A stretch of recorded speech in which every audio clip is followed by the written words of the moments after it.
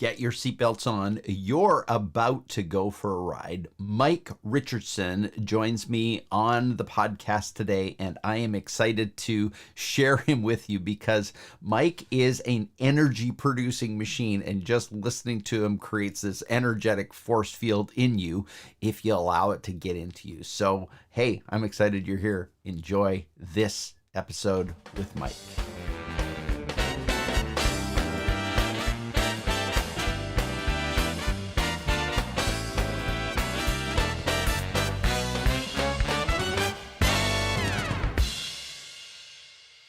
Mike Richardson, welcome to the Advisory Board Insider Podcast. I'm really glad you're here. Hey, yeah, it's good to be here, Tom. Thanks for having me. Yeah, so let's start exactly with where you are right now. Tell me exactly where you are. I am in a wine district in Southern California called Temecula Valley. We're sort of in the triangulation between Los Angeles, San Diego, and Palm Springs. Lived here for 23 years, Tom, and we love it. Lovely. So are you you're in your house, it sounds like. Is that where you are? I am. I'm in my home office. It was one of the things that really attracted us about this particular house. We're on the top of a hill with a beautiful view, and I have a lovely home office. So I'm happy here.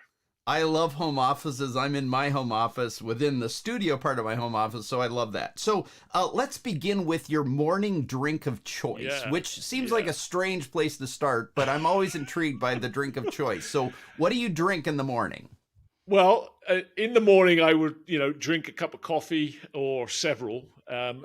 I heard your previous podcast where you were talking about a particular brand of coffee in a particular kind of cup with a particular kind of, additive in it. That's not me at all.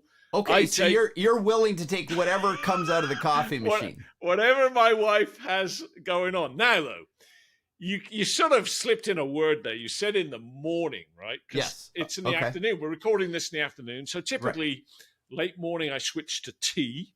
Yes. But I just told you that I live in a wine district. And so especially on a Friday, which it is today, Tom, it will not be too long before, hopefully, I am heading to a local winery. This is one of my favorites called Leoness. It's just a couple of miles away. There are 50 wineries around us here in Temecula Valley. We love it. And I hope to be doing that in a couple of hours, Tom. Lovely. All right. So let's begin, though. If your morning drink is coffee and you don't care what it's in, you don't care what kind it is, do you put cream and sugar in there, or is it just... I have some milk, half and half. Yeah. All right. So no particular brewing style. There's no special thing. Just as long as you've got an input device to take it down the hatch. Yes. So, it's a caffeine delivery system. That's what it is. Got it. All right. So take me back and tell me exactly how you started your day, or what's like the average day look like for you. First thing this morning, what's your day look like? I am one of those crazy individuals, Tom, who is a part of what is sometimes called the 4 a.m. club. Oh. I get up at 4 a.m. every day, including at the weekends, and I just love that early morning time between, say, 4 and 6 or 7, before the emails start to come in, before I'm on video call after video call after video call. And so it's my way to get everything done that I want to get done creatively from a project point of view before the day really starts, so that I can feel that I've gone into my day ahead of the curve.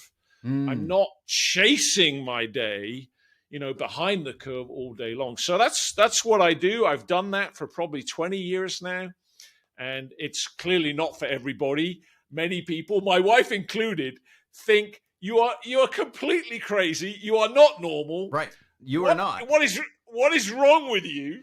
But I love it.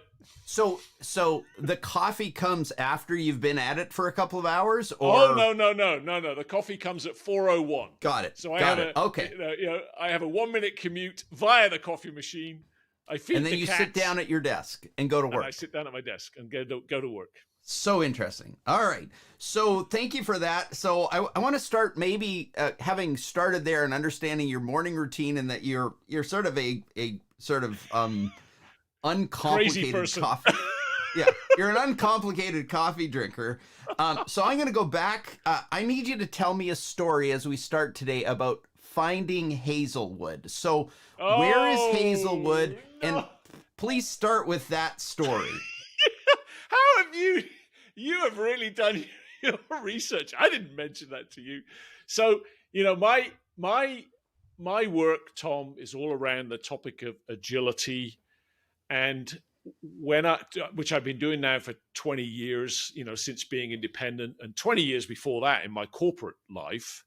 And then I went independent into my portfolio life 20 years ago. And I settled on the concept of agility. And I really got hold of this idea of the nature of a journey. What is a journey? How does a journey unfold? And most people think about a journey sort of macroscopically. And of course, you need to do that. We're here. We want to be there. How do we get there? But I, time after time after time after time, had realized, yes, and part of the secret is to think about a journey microscopically. How does it unfold? And then, like, when was it? Back in 2001, I think it was, the summer of 2001 or possibly 2000. So right at the start, my wife and I were living here in the USA, in Southern California, and we get invited back to a wedding in a little village in the center of England called Hazelwood. And, you get the invitation kind of 9 months prior, and we start to talk about flights, hotels, cars, kids, currencies, you name it. We talk about it. And we gradually put together what became a 4-week vacation back in the UK, because we hadn't been back in a while, taking in this wedding in Hazelwood kind of halfway through. And I have all kinds of navigational stories that I could tell you, Tom. We just don't have time. Right. Because my wife will admit that she is navigationally challenged. And of course, back in 2000, 2001, this is before GPS and sat-nav and MapQuest and all that good stuff.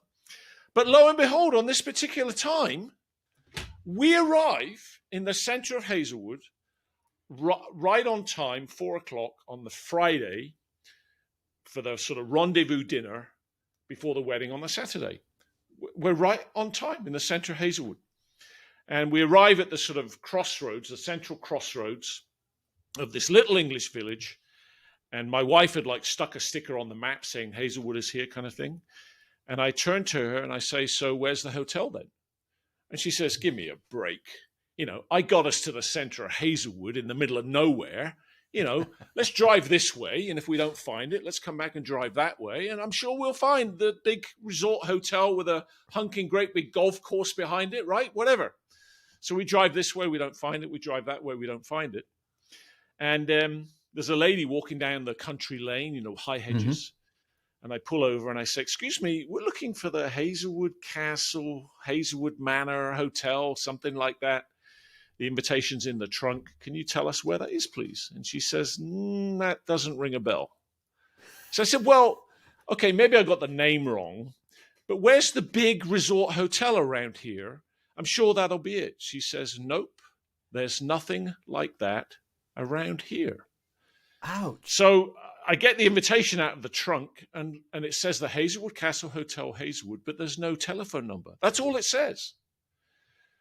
And I say to my wife, when you stuck that sticker on the map, yeah, how did you determine this is the right Hazelwood? And bless her, we're still very happily married. Good. She said, well, I turned to the index of the map. I looked up Hazelwood. There was only one entry, and this is it. So I'm thinking, oh, my goodness me. How many Hazelwoods could there be in the UK, one level of resolution below the resolution of this map? It could be anywhere. Fortunately, I get a signal on my cell phone. I get through to Director Inquiries. I say, look, all I know is Hazelwood Castle Hotel, Hazelwood. She says, putting you through. So next thing you know, I'm talking to the receptionist of the Hazelwood Castle Hotel, Hazelwood. And I say, look, I have a funny question for you. She said, I said, by the way, my name's Richardson. We're coming for a big family wedding this weekend. She said, oh, yes, we're so excited to have you. So I knew I was talking to the right people. I said, well, I have a funny question for you. She said, sure. I said, could you just tell me the biggest city that you're close to? And she said, oh, yes, we're just 5 minutes east of Leeds, where we had been 2 hours before, because we had driven south from Scotland, past Leeds, Right. kept Right going through for Leeds. another 120, 150 miles. So we turned the car around. We drove 2 hours back north. I promised her I wouldn't mention it, which I did not, Tom, for a I good brought it up. 20 minutes. I am completely sorry I brought it up, and I may have tried to communicate under the radar with your wife about this story, but I didn't. So I think it's a powerful story, because I know that it has informed some, because you started, when I asked you the story, you started with how that affects agility. And it's about a journey somewhere. So if you'd permit me, take me back to year 10 or 11 in secondary school. Let's go back there. Where were you and what were you thinking? Well, you've really done your research. You mean when I was 10 or 11 years old? No, when you were in year 10 or 11 in secondary school. Okay, so in England, right? In England, that means I would ninth or 10th grade, roughly, right? Yeah, which we don't call it that in England. But that means I would be probably, 17, 18 years old? Is that what you mean? 15, 16. Okay, yeah. So I would be in the final year of what we call secondary school. Yeah. And I was studying maths, physics, geography. Those were the main core classes that I was doing well at. I was what's called a prefect, right?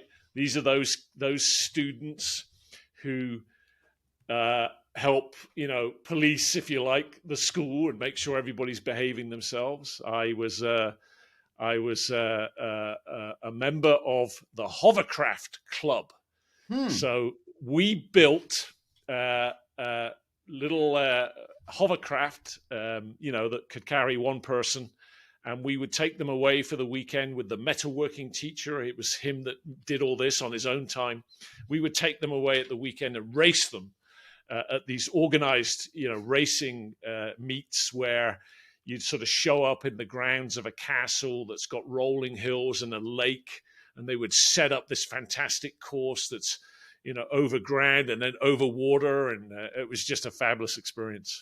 So at that point in time, you're building hovercrafts on the weekend and you're going to school and you're being a prefect. What's your vision of your future? What's the picture that you have of where you're going?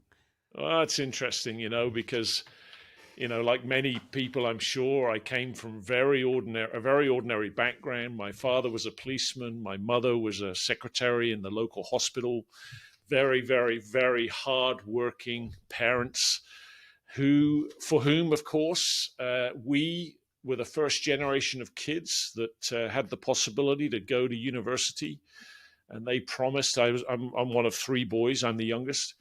They promised us all, just you find your way to get to university and we will figure it out. And they did. Of course, back in those days, there were grants and things available.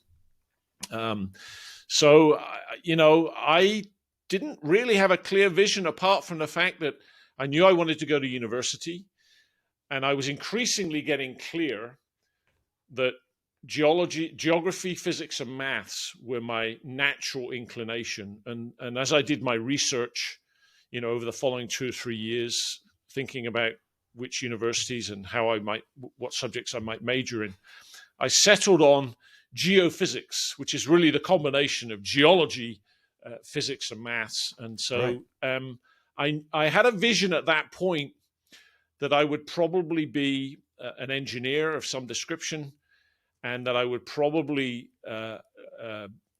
pursue a technical career for most of my life.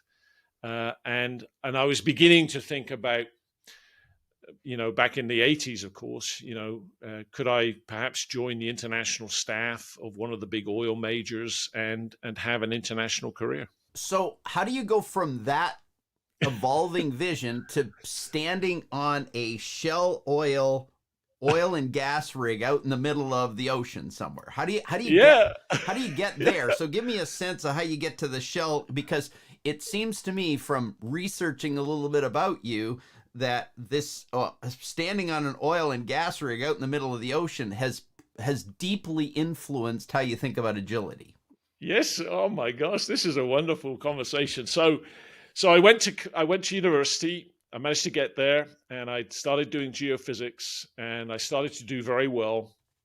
I ended up, being one of those overachievers that came top of his class, kind of thing. It wasn't a big class, but I came top of the class, and I got involved. I was very passionate about industry, and I got involved with some industrial society kinds of things, and took on some sort of leadership roles in those on campus societies and things, and I guess that just helped me get noticed. When I started applying to the oil majors, I got recruited by Shell to join their international staff. So age 20, I went abroad and became an expatriate in Holland to do the 6-month training camp, boot camp kind of experience, after which Shell had a fantastic graduate training program where they then put you out in the field for 2 years.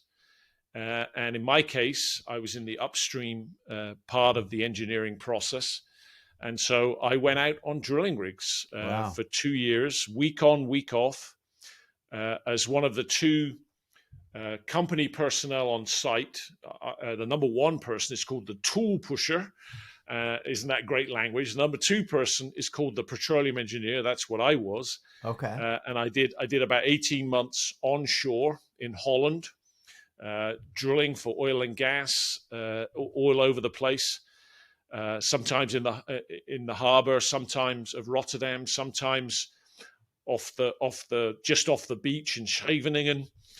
Sometimes down in some of the historical oil and gas areas, like the Groningen gas field that used to be the biggest gas field in the world, and the Schonebeck oil field. And then I did 6 months offshore, helicopter out, helicopter back. And whether you're onshore or offshore, when you go out for your week on, you are on 24/7. You sleep if and when you can.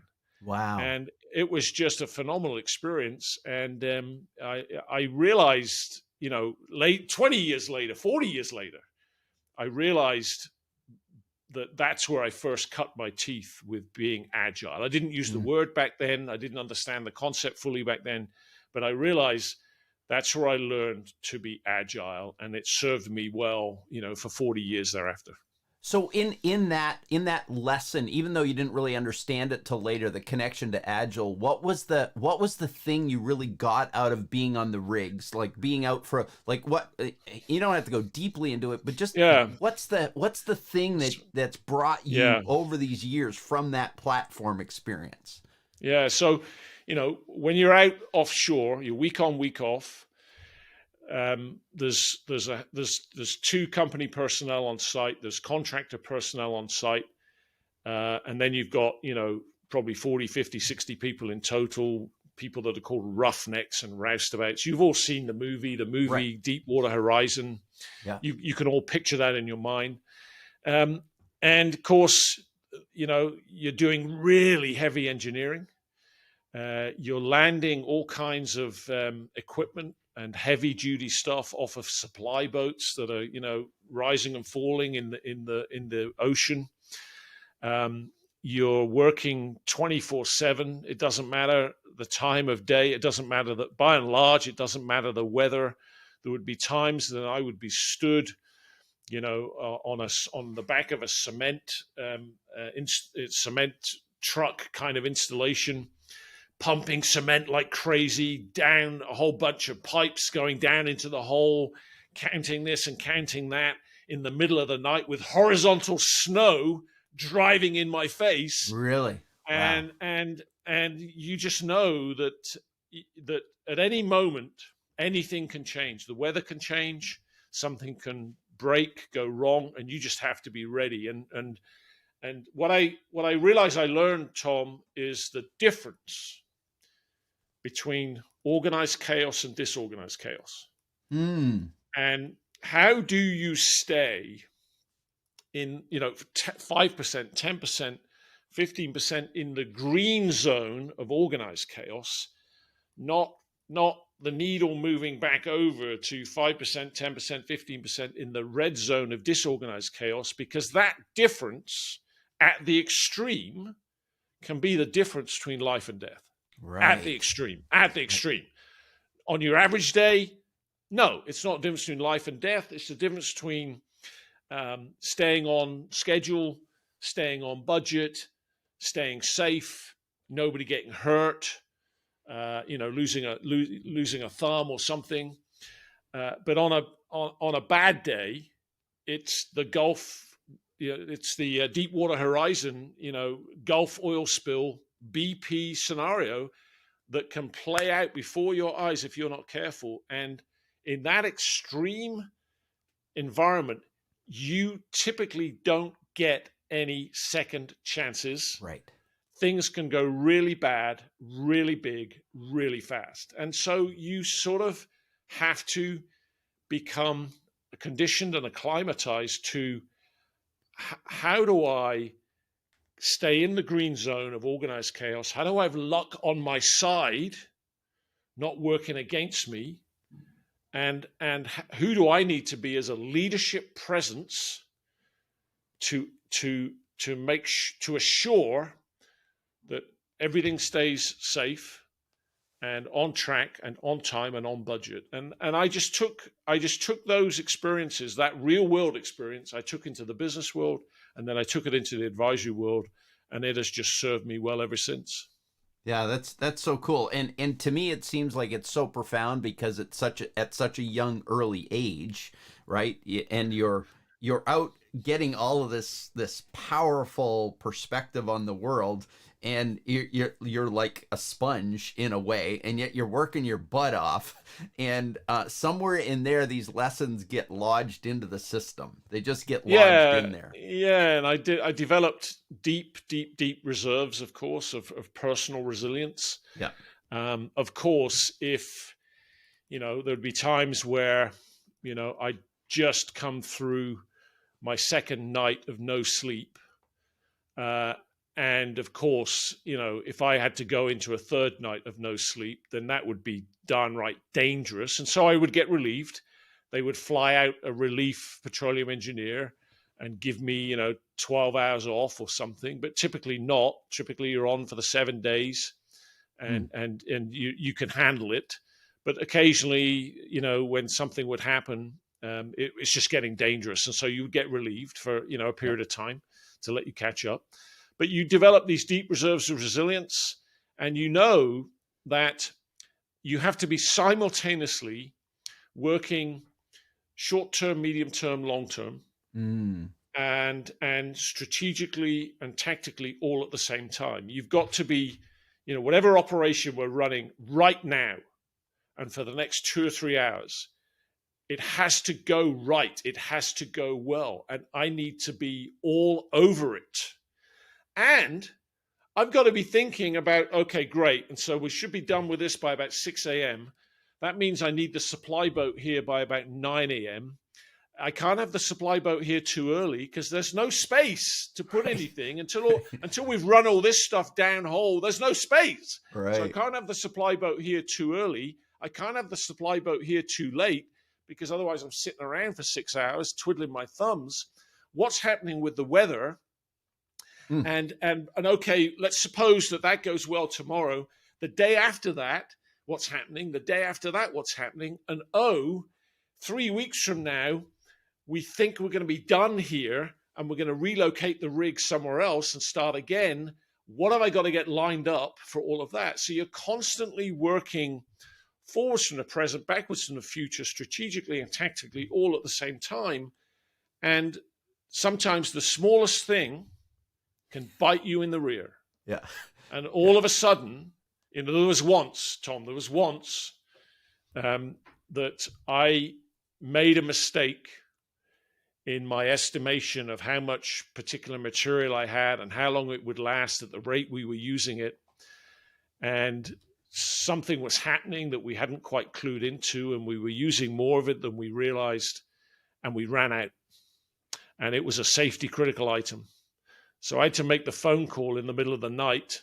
There's always a duty person head office on duty. You wake them up, they're sleeping, Right. but you wake them up, they take the call. And I had to explain that we'd run out and there was only one recommendation that I could make. And that was that we needed to shut the rig down for 12 hours and wait for the next supply boat.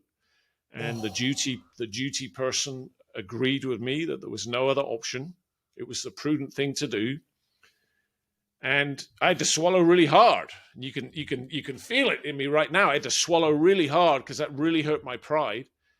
There were very few people that got through. I was on drilling rigs onshore and offshore for 300 days and nights. There are very few people that get through that like squeaky clean. Right. Something's going to happen. You got to swallow hard. You take it on the chin, and you learn and grow, and you realize, okay, you fell short there. Now this is a tough, challenging job. You fell short there.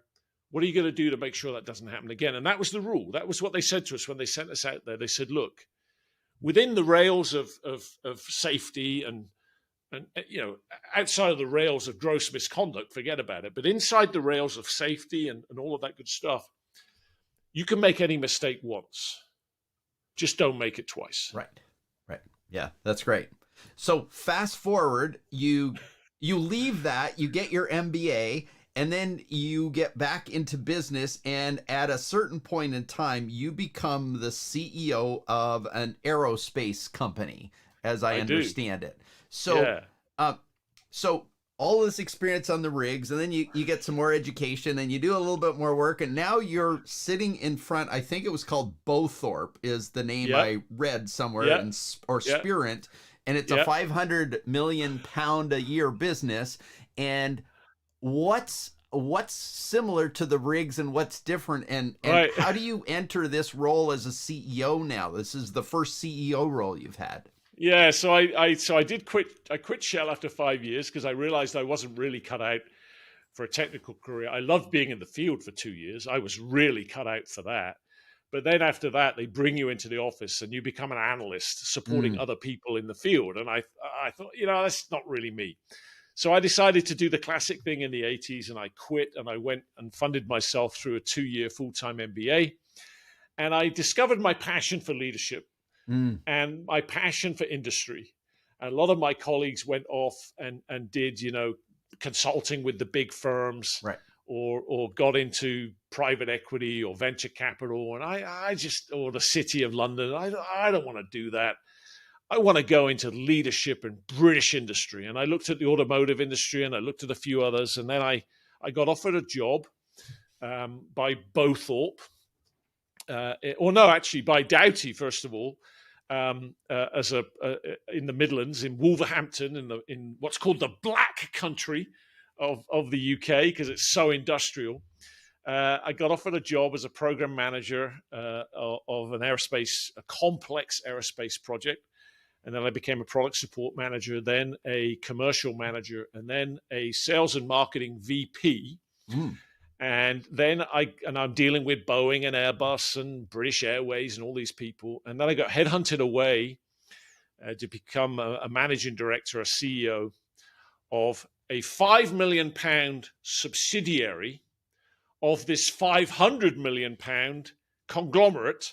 In other words, they had 100 companies like the one they recruited me to run. I became the managing director of this oldie worldy conglomerate called Bowthorpe, and ran one of their subsidiary companies. And then we merged it with another one across the street. So I was running a bigger one. And then what happened is the current CEO retired. A new CEO, contemporary CEO, who was British, but he'd spent a number of years in the States, came on board. He wanted to take the thing to the whole new level. So we rebranded ourselves from Bowthorpe to Spirant. And I got promoted to run the aerospace division. And this is back now.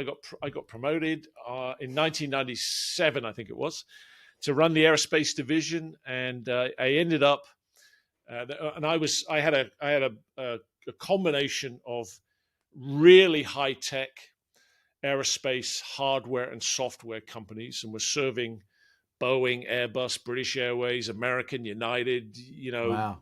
militaries Yeah. as well. So it was really sort of blue chip stuff. And we ended up making 3 acquisitions here in North America, 1 in Canada and 2 in the USA. And that's what brought the sort of center of gravity of my operation over here. I was coming here every other week at one point. And so in 1999, one thing led to another. Is a longer story, but we decided to relocate here and came over here on a 4-year work permit initially, at least. So what because, we heard about your on the, with Shell, you learned some really incredible things there. What were the big lessons from running Spirent, is how you say it, Spirent, and then the evolution to the whole aerospace division? What were the big lessons you got from that time? Yeah. So I ran the aerospace division of Spirent, and Spirent was a public company. It became a darling of the city in the 97, 98, 99, 2000 run up. Of we were NASDAQ listed as well, and our price earnings ratio was off the charts. And there were some other big divisions, and then the aerospace division.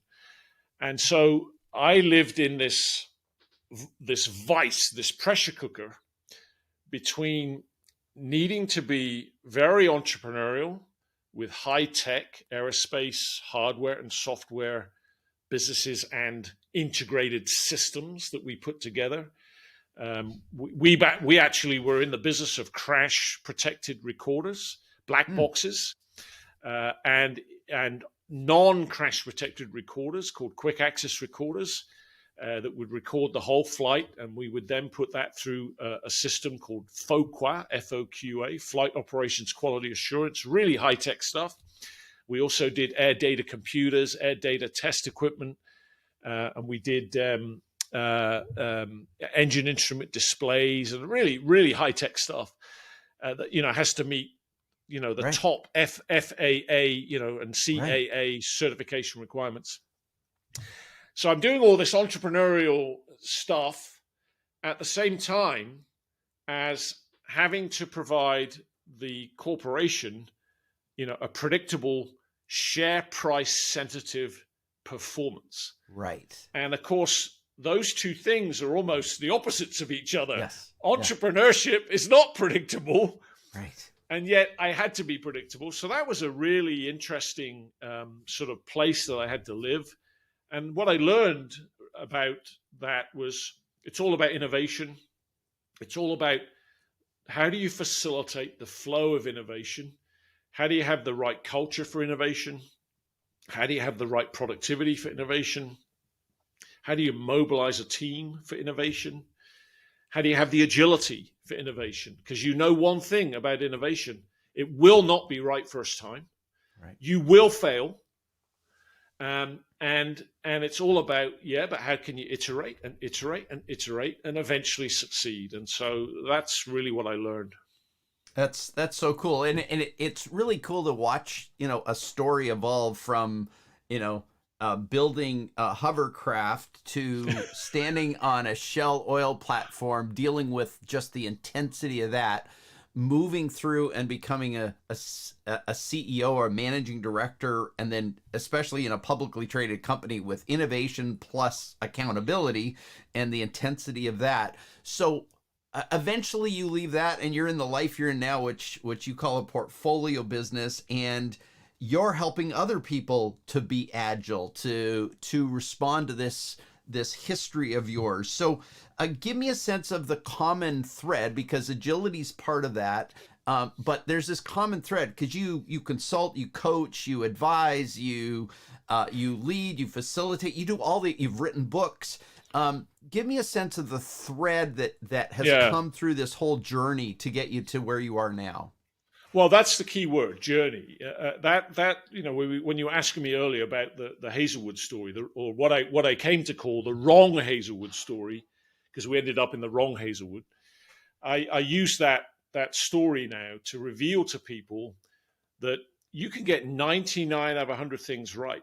You can get 999 out of 1,000 things right. Oftentimes, it's the one question, the one thought, the one decision, the one action that you didn't do that derailed the whole thing. And because I was in the field of crash recorders, I was very intimate with aircraft accidents and all of that. And so I tell stories of aircraft accidents and how, unfortunately, even today, a very large percentage of aircraft accidents are pilot error, are crew error, because we weren't thinking about something the right way, we weren't questioning it the right way, we weren't deciding the right way, we weren't acting the right way. And what I realized as the whole field of agility has just been an exploding universe over the last 20 years. It's just like bewildering. Everybody now is in the agility business, everybody. Right. And so I was sort of pondering, where my instincts took me in terms of how to sort of cut through the complexity and the hype. And I ended up framing up this idea that a journey unfolds in how you link and accumulate individual thoughts, questions, decisions, and actions, macroscopically and microscopically. And if there are any missing, you can get yourself into the wrong Hazelwood or an aircraft accident or a BP Gulf oil spill really fast, really big with few second chances. And I started to frame that up, and I distilled it down to what I call conversation flow to cash flow, C2C, conversation flow to cash flow. And that sort of accumulation of how you link and accumulate thoughts, questions, decisions, and actions. That's what I mean by conversation flow. And Right. And people will say, what, you mean we just sit around and talk? And I say, well, no, of course not.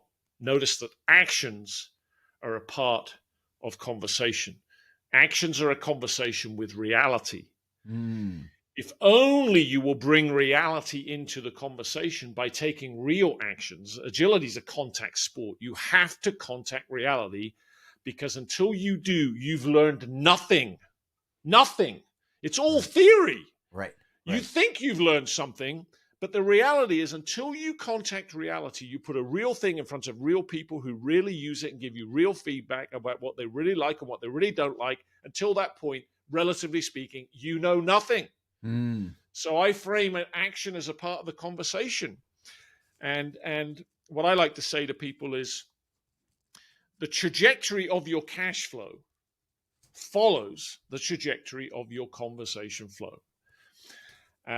Cash is not king anymore.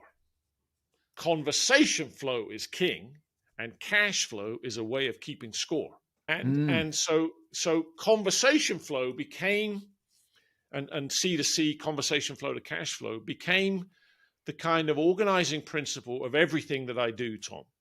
Whether I'm facilitating or coaching or speaking or writing, or I'm running peer forums, or I'm involved with advisory boards as an advisory board member or an advisory board chair, whether I am facilitating a strategic retreat, working with the CEO and the C-suite and the team, what I'm always doing in some way, shape, or form is helping them drive an inflection point in the trajectory of their conversation flow, so that their cash flow can also inflect and follow it.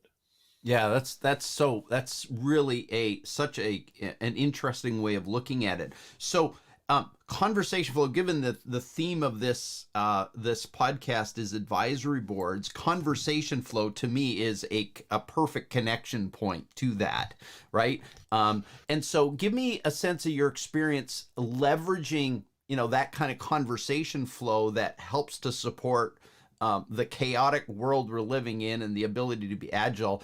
Give me a sense of how advisory boards have really been a part of shaping, the role you play, the facilitation you do, the leadership you give. How have advisory boards been a part of that? Yeah, exactly. So, the key is, how do you have a decent radar scope for your business, for your enterprise, for your organization? And, the smallest, weakest signal out there on the fringe of your radar scope can be a freight train coming in your direction, and it's going to be here bigger, faster, sooner than your worst nightmare if you're not careful. So how do you, as a business, as a leader, as an enterprise, as an organization, have enough conversation flow about your radar scope? Not just the stuff that's front and center, it's right in front of you, it's clear and obvious, right? It's a clear and present danger or a clear and present opportunity, but the unclear and unpresent weak signals on the fringe. Because some of those are going to be here before you expect, or at least that's the only safe assumption. Now, the challenge is that can be overwhelming. Right. Well, how do I know what to talk about, what not to talk about? Well, that's part of the process, right? And that's why having external eyes and ears and external input is so crucial. And whether it is an advisory board for your business or your enterprise or your organization, or it's a peer advisory board, which is a diverse collection of CEOs and executives from diverse industries and diverse businesses, all being great radar scopes for each other. It's all about improving your radar scope so that you can be more confident that with a little bit of luck, you can be future-proofed. I mean, really, that's what we're talking about, Tom. We're really talking about how well future-proofed is your business, is your leadership, and frankly, therefore, is your career. How well future-proofed is it? And how well are you diversifying the input that you are getting to your radar scope so that you can sleep easy, that with a bit of luck, you're going to be okay. In fact, you're not only going to be okay, you're not only going to survive, you're going to thrive because you've got the agility to thrive in a disruptive future, not the fragility to be at threat by a disruptive future. And so that's why I became so passionate about peer advisory boards and all the work I've done there, and why I became so passionate about advisory boards as distinct from governance boards. I've been on both. And we, for me, an advisory board is a more agile thing that can really help improve your radar scope. So you've talked about both of those, and you're involved in both of those. Is it a peer versus formal advisory group, or is it a combination of both? What's your how have you seen that? Because you've been deeply involved in both sides. Yeah, I like to talk about an advisory advantage, which can lead into an agility advantage. And what I mean by an advisory advantage is, are you getting the right combinations of external, experienced, diverse advisory input in some combination? Often, perhaps, you have an advisory board for your business, your enterprise, your organization as a CEO, and perhaps you are also a member of an external peer advisory board to complement that process. And so there isn't a one-size-fits-all answer, of course, but the question is the same. How well are you leveraging, developing, evolving an advisory advantage in some way, shape, or form through some combination of those approaches? Of course, you might also be using external consultants and coaches and facilitators and all that kind of stuff. But what I'm seeing, Tom, is as the pace of turbulent, disruptive, volatile, ambiguous change only accelerates. And by the way, most pundits that I read will talk in some way, shape, or form about the exponential age. And the fact that if you think this is fast-paced change, you haven't seen anything yet. The convergence of artificial intelligence and nanotechnology and everything else, 3D printing, and you name it, all of that is just going to converge to an explosive, exponential phase of growth that you can hardly comprehend and imagine. So if you think this is fast, everybody, and overwhelming, watch out. Yeah. And in my experience, buckle up. Yeah, in my experience, life is about to change. Yeah. You, in that kind of environment, there's absolutely no way you can have all of the in-house brain power and horsepower and diversity of experience and perspective and reach. It's just not possible. So you have to figure out, how are you going to have more advisory input to make up the difference? And in many ways, it's sort of similar to the idea that, I had a corporate career, now I've got a portfolio career. There's an increasing amount of data that says more and more and more of the population will have a portfolio career. There are some data out there that say, I think by 2030 or something, 50% of the workforce will be portfolio, not corporate. Right. And so we're seeing it in the workforce already. We're seeing it through the Great Resignation and the Great Reshuffle and all of this. We're seeing the rise of freelancers and gig workers and independent consultants and all of this. And so we're having to get used to the idea that I can no longer talk about my employees. Right. Because an increasing proportion of your human capital are not employees. And I just see the same thing happening at the level of your advisory advantage, an increasing proportion of it necessarily, because you need the diversity, you need the external perspective, is going to have to come from external sources. Yeah. Yeah, that's really good. So assume a CEO's listening and she's interested in implementing an advisory board or an advisory advantage, as you call it.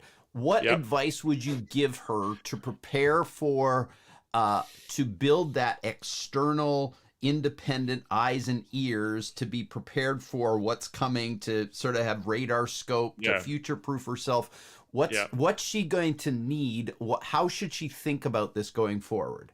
Yeah, it's a great question, and I have several thoughts on that, Tom. I think here in the USA in particular, what I like to say is that the advisory board sector is simultaneously mature and immature all at the same time. It's mature in that advisory boards are quite common. They're quite prevalent, actually. You see them all over the place in different shapes and sizes.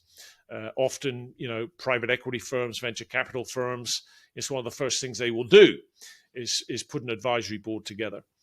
And when I mean immature, what I mean is, and I've had a fair amount of experience with this, is often not in the right way for the right reasons and well run. And what I love about the advisory board center in particular is the research-based best practice framework of doing advisory boards in the right way. That's research-based. Because think about it like this, Tom. If we go back to the idea of conversation flow to cash flow, what I like to talk about with people is, well, how do I assess my conversation flow? And what I talk about is QQC, quantity, quality, and cadence. And if you go down the hallway to your CFO, everybody, and you ask your CFO, hey, what do we want of our cash flow? Let's start there. What do we want of our cash flow? In some way, shape, or form, what your CFO is going to tell you is QQC, quantity, quality, and cadence. That's what I want of my cash flow. Well, guess what? That's what you need of your conversation flow so that you get that in your cash flow. So what's the quantity, quality, and cadence of the conversation flow that your advisory board is driving? And if you're not careful, if you have an advisory board that's immature in terms of its best practice research-based framework, you're talking about a lot of stuff. Absolutely, you're talking about a lot of stuff. But the QQC of your conversation flow, the quantity, quality, and cadence, isn't where it needs to be. You're over-talking about some things and under-talking about others. The quality isn't where it needs to be in terms of getting the diversity of input that you need. Some people are dominating, some people are passive. And the cadence, the frequency, the rhythm, the closed loop nature, the follow up, the continuity of that conversation flow isn't where it needs to be. And I think what the Advisory Board Center has done in particular is it's brought a research-based best practice architecture and tool set to the table of how do I establish a mature advisory board that can drive the radar scope of conversation flow with the right quantity, quality, and cadence to secure the future of my enterprise. Nothing's guaranteed, Right. but you can sleep a bit more easily. You can have a bit more confidence. You can feel more composed in the face of craziness that you're doing well in future-proofing yourselves. That's the difference for me. So back to our fictional CEO, and what mistakes could she make that you've seen? So it's very easy to, think about, I need an advisory board, I need this group of people around me, but it's very easy to get kind of stuck. You talked about the Advisory Board Center's capabilities around a sort of best practice and structures and things like that. Yeah. But it's very easy for a CEO who's trying to get involved in this to kind of screw up. So what have you seen as That's a great question. So three things not to do off the top of my head here. And, and I'll say, number one, first and foremost, don't have an advisory board of family and friends. Right. Do not do it. That is an immature advisory board. You will not get the QQC, quantity and quality of cadence and conversation flow that you need. Number one. Number two, do not have a whole bunch of left-brainers and no right-brainers. Don't have a whole bunch of right-brainers and no left-brainers. Do not stack the room with lawyers and accountants. Right. You're going to get a whole bunch of left-brain thinking and not enough right-brain thinking. Don't stack the room with your creatives and marketing and PR people, because you'll get a whole bunch of right-brain thinking and not enough left-brain thinking. Make sure that you have a whole-brained advisory board, that you have a good combination of all of it, because that's where the quality of your conversation flow will come from.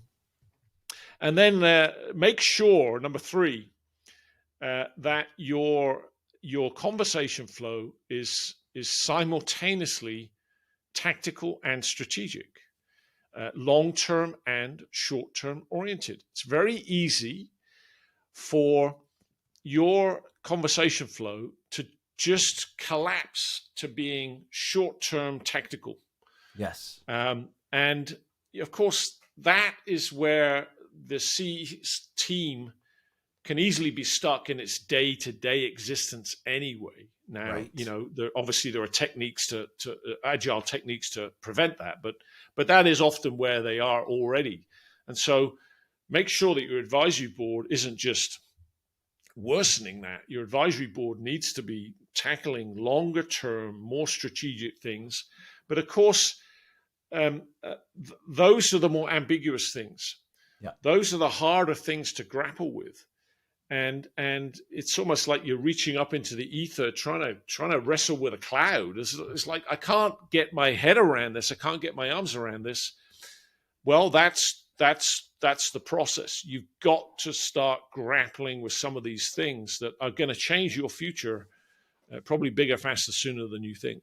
Well, and that's to me the place where you just hit that your radar scope is engaged more, especially if you've engaged independents on your advisory board. If it's all insiders, they're generally stuck in the same scope you are. It's the prevalence of whole-brained outsiders, independent, unique perspective, fit for purpose is often a way of describing it. They're fit for the purpose of this board that they're sitting on. Yeah, with no hidden agenda apart from to give you their very best input. And exactly, it's all about how do you be as future-proofed as you possibly can be, and how do you be out in front. When I love to study agile leaders in the real world.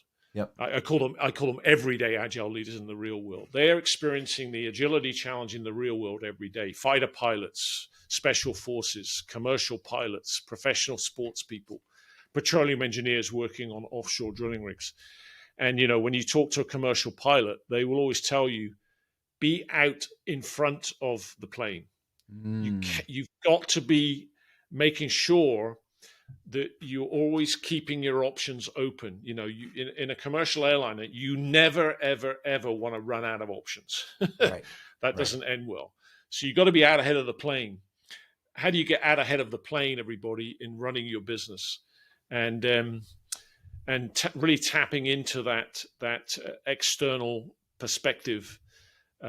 Because one of the things that we say, everybody, in the field of agile is that the future's already here. It's just not evenly distributed. It's out there on the fringe. Right. The future's already here. It's out there on the fringe, not in your sector, not in your industry, but in some other sector, in some other industry. The future's already here, and it's coming to you very soon, or could be coming to you very soon. So what you have to do is you have to go future hunting. And to go future hunting, you have to go to the fringe. Right. Or bring the fringe to you. And when you're bringing external advisors and chair people of advisory boards, when you're bringing them into your advisory board, that's what you're doing. You're bringing the fringe to you so that you can breathe different air. And you can wear different lenses, and you can gain a new perspective that's going to challenge you. Yes. And you know, you or some of your people, you know, what's that saying? Never say never. Oh, that'll never happen. That'll never come to our industry, our business. Really? Okay. You know, that's a very, very, very risky thing. And when an advisory board is well chaired, for that QQC, quantity, quality, and cadence, then a good advisory board chair or a good peer advisory board leader will make sure that the conversation, the playing field of the conversation flow remains level. Yeah. And that there's no dark corner of conversation flow that we're not having. A good chair will make sure that no, we shine a light in there, and we see, you know, the elephant in the corner of the room that nobody wants to talk about, and we just, at the very least, you know, make sure that we acknowledge it, and we're not going to ignore it, because it'll come and bite us in the rear if we're not careful, and we just figure out how to make sure that in some way, shape, or form we tackle that over time, you know, one bite at a time. We're going to tackle that, because if we don't, it leaves your future at risk. Oh, well, I feel like that's a great place to wrap, because Mike, you are like, I just love just the way you phrase things, the way you bring a logical set of words to something that's bigger. But I love how you've left that. And I feel like everything we've talked about has been so powerful for anyone who's considering boards, but also I think it's so important to understand the history that leads you to be able to manage and run and facilitate and do the work you do. So let me ask you a couple of rapid fire questions. These are unrelated to advisory boards, your life, your history, but they're just of interest as we finish. Just boxes. All right. Number one, Mac or PC? PC. Okay. My wife is a Mac person. She drives me crazy. She's always asking me, how do I do this? I have no idea. Got it. Current book on your night table. Not that you ever sleep, but current book that sort of sits by, you know, sort of your relax place. That's a good one, actually. I actually don't read physical books much anymore. Okay. Because I get up at 4 a.m. Right. I have a 4 p.m. routine, which is every day that it's not raining, I go for a walk at 4 p.m. and I listen to audiobooks. And I'm just a fan of, audio books about the future. And the one that I've read recently is indeed called The Exponential Age. Exponential Age. Okay. Would you recommend others listen to it? Yes, very much indeed. Great book. Okay. Great book. Okay. What's the favorite web or phone app that gives you the best return on investment right now? Oh, the English Premier League app on my phone. Wow! I am of course a soccer / English football fan. The Premier League in particular, and the Champions League, and the World Cup, and the Euros. Congratulations, Argentina! I just love all that stuff, and so I am constantly keeping keeping track of the scores and the fixtures and the league table and everything. Beautiful. Final question: what was the first question you asked ChatGPT? Oh, I actually haven't. I actually haven't yet. You haven't asked Chat? Okay, well, I have not. I've seen lots of other people playing with it. I love to write. I love to create. I love to express. So I haven't actually experimented with it yet. I'm sure I will before too long. And I heard last night, I think, while I was on my walk, I was listening to a podcast, and I heard last night, I think in one of the adverts or something, that Microsoft Office will soon, in Word and PowerPoint, and will soon have, I guess, some Chat GPT competing kinds of utility. Yeah. Built right in. Mike, you are a gem, a genius, and literally a ball of energy and fire like few I know. And so, how do people find you if they're looking for you? Where do we find you? Yeah, just go to MikeRichardson.live, everybody. MikeRichardson.live, and you'll find me there, and you'll find everything that I do. I do a lot of work with advisory boards, of course. I do a lot of work with peer advisory boards. Yep. I do a lot of work in the space of agility. I love to speak and facilitate and coach and write. And MikeRichardson.live, everybody. And we'll make sure in the show notes that everything's linked to you and all your different places. But Mike, it's been an absolute pleasure. Thank you. Is it time? Is it time yet? I believe nearly it's time for you to have your Temecula wine. So thank you for being aboard, and really appreciate you joining us today. Thank you.